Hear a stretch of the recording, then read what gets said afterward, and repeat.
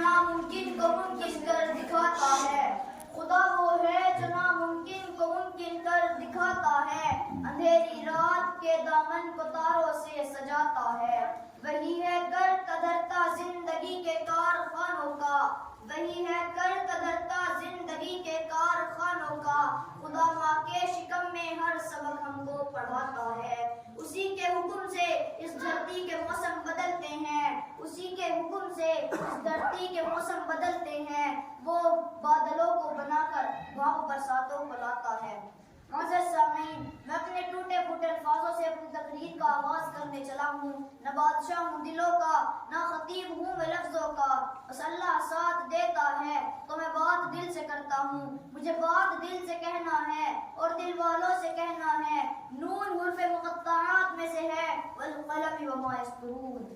اللہ فرماتے ہیں مجھے قلم کی قسم، وما یسطرون، اور لکھی ہوئی سطروں کی قسم. سطریں لکھنی تھی تو پہلے قلم بنایا. علماء نے کتابوں میں لکھا ہے کہ اللہ تعالیٰ نے حضرت آدم علیہ السلام کو بنانے سے 50,000 سال پہلے اللہ نے قرآن لکھا. تو میں اپنے ذوق میں یہ جملہ آپ کی خاموشی کے حوالے کرنا چاہوں گا. مجھ ناچیز سے پوچھو تو میں عرض کروں گا. آدم کا صحیفہ بعد میں لکھا، نوح کا سفینہ بعد میں لکھا، ابراہیم کا قرینہ بعد میں لکھا، یوشع کا زہد بعد میں لکھا، موسیٰ کا جلال بعد میں لکھا، یوسف کا جمال بعد میں لکھا، دن اور رات بعد میں لکھے، خیر اور شر کے پیمانے بعد میں لکھے. سب سے پہلے حسنین کے نازع کے لیے قرآن لکھا.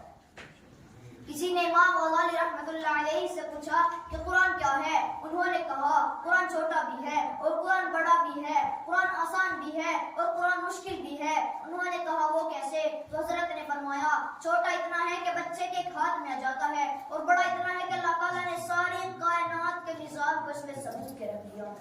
اور آسان اتنا ہے کہ 5-7 سال کا بچہ مکمل حفظ کر لیتا ہے. اور مشکل اتنا ہے کہ آج تک بڑے بڑے محدث، بڑے بڑے مفکر، بڑے بڑے مفسر، بڑے بڑے مصنف، بڑے بڑے مقرر، بڑے بڑے محدث اس کے سمندر میں غوطہ لگاتے رہے اور موتیں نکالتے رہے، جواہرات گوہر نکالتے رہے.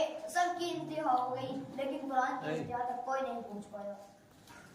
قرآن اللہ کی لاریب کتاب ہے، بے عیب کتاب ہے. دو جملہ یہ بھی آپ کے حوالے کرنا چاہوں گا کہ کتاب پہلے بھی آئی. توریت اللہ کی کتاب ہے، زبور اللہ کی کتاب ہے، انجیل اللہ کی کتاب ہے. وہ ساری کتاب اللہ تھی. یہ اعجاز بھی صرف قرآن مقدس کو حاصل ہے کہ قرآن کتاب اللہ بھی ہے اور کلام اللہ بھی ہے. اور توریت نازل ہوئی کتاب کی شکل میں، زبور نازل ہوئی کتاب کی شکل میں، انجیل نازل ہوئی کتاب کی شکل میں، توریت آئی کتاب کی شکل میں. اللہ فرماتے ہیں موسیٰ کوہ طور پر آ جا اور کتاب لے جا. عیسیٰ اپنے معبد خانے میں آئیے، میں کتاب عطا کروں گا. داؤد اپنے عبادت خانے میں آئیے، میں زبور عطا کروں گا. توریت، زبور، انجیل تمام کتاب کی شکل میں آئی اور آ کر بکھر گئی. قرآن کتاب کی شکل میں نہیں آیا بلکہ بکھر کر آیا، ٹکڑوں میں آیا. کبھی ایک آیت، کبھی 2-4 آیتیں، کبھی ایک سورت حصوں میں آیا. وہ کتاب کی شکل میں آئی اور آ کر بکھر گئی. یہ بکھر کر آیا اور ایسا جڑا کہ قیامت تو آ سکتی ہے مگر اسے کوئی توڑ نہیں سکتا. کیونکہ قرآن کو اللہ تعالیٰ نے اپنے محبوب کے قلب رحم پر نازل کیا ہے اور نازل کرنے کا انداز بھی کیسا عجیب ہے. حضرت آدم علیہ السلام کی باری آئی. اللہ نے کہا وَتَلَقَّىٰ آدَمُ مِن رَّبِّهِ كَلِمَاتٍ. جدول میں القاء کے میں اپنے ذوق میں معنی کرنے چلا ہوں. صدق اللہ العظیم.